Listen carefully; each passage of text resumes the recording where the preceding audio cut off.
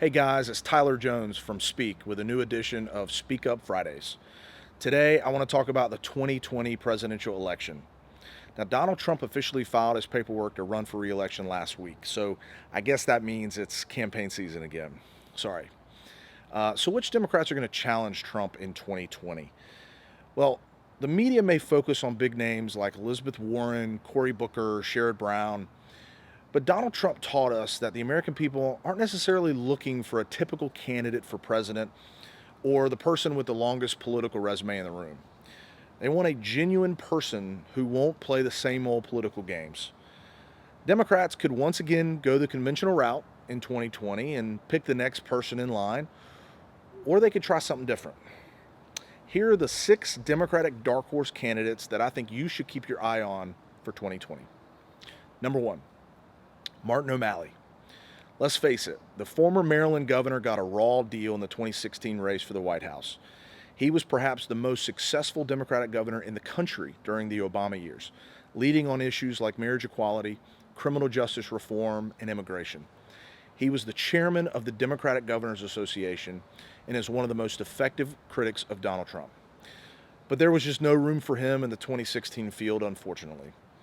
Voters should, and I think will, give him a much closer look this time around if he chooses to run. He deserves it. Number 2, Congressman Seth Moulton. Now, I wrote an article earlier this week about this young congressman from Massachusetts. He made headlines recently saying he was ashamed that Donald Trump was his president. Now, coming from a former Marine with 4 tours of duty in Iraq, that's a powerful statement. Moulton has become an outspoken critic of President Trump and his Muslim ban, and he's becoming awfully good on television.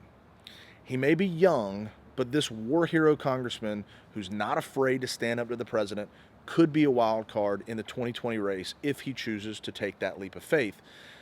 Now, whether or not he runs, Democrats should want him to. VP maybe. Number 3, Senator Kamala Harris. Now, the newest senator from California hadn't even found her way around the Capitol before people started speculating that she may run for president in 2020. But let's be honest, she's got everything it takes. She's a tough former prosecutor, district attorney, and attorney general of California.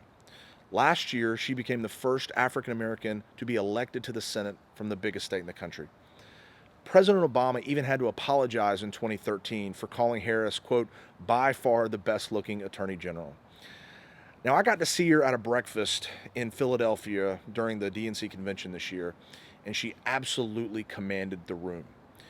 Now, unless something gets in her way, I think she's running for president, and she may even be the early frontrunner.